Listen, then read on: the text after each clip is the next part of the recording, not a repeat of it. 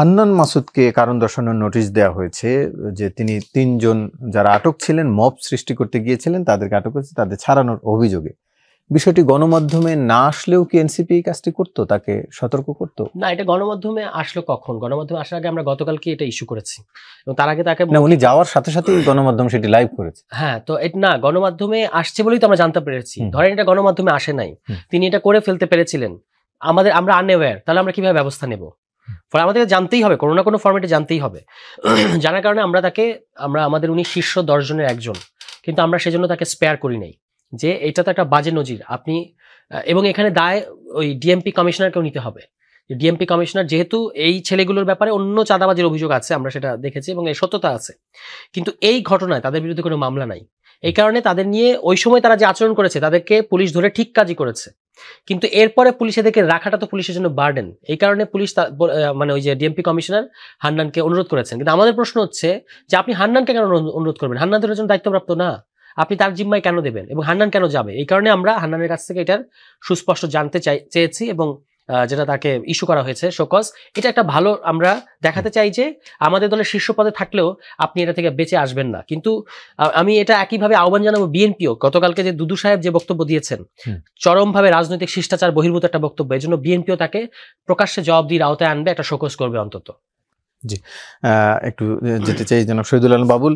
আজকে চট্টগ্রাম বিশ্ববিদ্যালয়ে ক্লাস করতে গেলে ছাত্রলীগ করতেন এমন একজনকে মারধর করেছে ছাত্রদল, পরে মুচলেকা নিয়ে ছেড়ে দেওয়া হয়েছে। মানে যারা ছাত্রলীগ করেছে সেই সব কোনো শিক্ষার্থীর পড়াশোনার অধিকার নেই, এরকম কিনা বিষয়টা? বা সে বিশ্ববিদ্যালয়ে ছাত্রলীগ কারা করেছে বাংলাদেশে আপনি জানেন?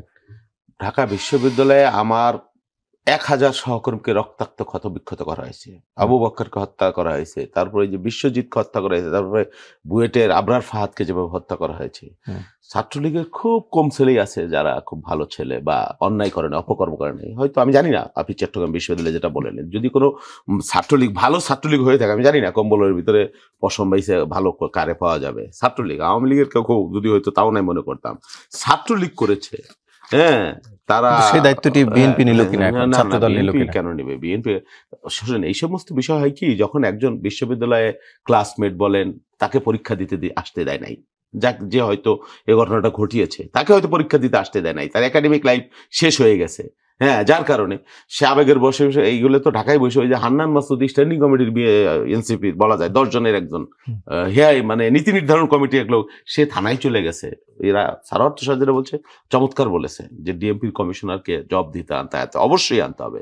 আমরা তো জানি ডিএমপির কমিশনার তাদেরই নিয়োগকৃত, আমরা শুনেছি ছাত্রদের মনোনীত, এবং তিনি থরথর করে কাঁপে ছাত্রদের কথা শুনলে। এখন সেটা বুঝলাম যে ঘটনা সত্য অনেকটা। হ্যাঁ, ডিএমপি কমিশনের দায়বদ্ধতা কোথায় সেই বিষয়ে আলাপ করবো না। এখন দুদু সাহেবেরকে কারণ দর্শাইতে হবে বক্তৃতার জন্য। এখন বক্তৃতার জন্য যদি বাংলাদেশের ট্যাক্স ধরা হইতো তাহলে বিপুল পরিমাণ উদ্বৃত্ত হইতো আমাদের অর্থনীতির। এই এনসিপির ভাইয়েরা, ছোট ভাইয়েরা, হ্যাঁ, যাদের গড় বয়স 24 আর 25, আমাদের রাজনীতির বয়সী 40, যাই হোক সেটা বলছি না, দুদু সাহেবের আরো বেশি 50 বছর হতে পারে তিনি, সেটা আমি তার এই কথা আমি ব্যক্তিগতভাবে আমি মনে করি না এটা ওনার বলা উচিত। স্লিপ টাং হইতে পারে বা অসচেতন ভাবে হতে পারে। এই যে এনসিপির এই ছেলেটা, কি ছেলেটা বলা আবার ভুল হয়ে যাবে, সার্জিস না কি, এই নাসিরউদ্দিন পাটারি কি উদ্ধত ভাষায় কথা বলে আপনি শুনেছেন? সে বলেছে জিয়াবাদ রাখবে না বাংলাদেশে, কত বড় হেডোমালা, বাপরে বাপ। তারপরে কি এরকম আরো বক্তব্য, কি ধানের শীষার নৌকার ধানের শীষ 2 সাপের 1 বিষ, উল্টাই পাল্টাই দিবে। আজকে আবার কই দিছে উপদেষ্টা নাকি বিএনপির 3 জন উল্টেই দিবে, তারে একেবারে পদত্যাগ করতে বাধ্য করবে, টাইনে হাসি নামাবে নাকি, এই ধরনের ল্যাঙ্গুয়েজ। এর জন্য কি শোকজ করেছেন? সেই জন্য আগে নিজে সংশোধন হন, কোনোটাকেই সাপোর্ট করেন না, দুদু সাহেবটাও করেন না, এটাও করেন না, দয়া করে চোখ দিয়ে দেখেন না। লুঙ্গি প্যান্ট নিয়ে আপনি রেডি থাকেন, এটাও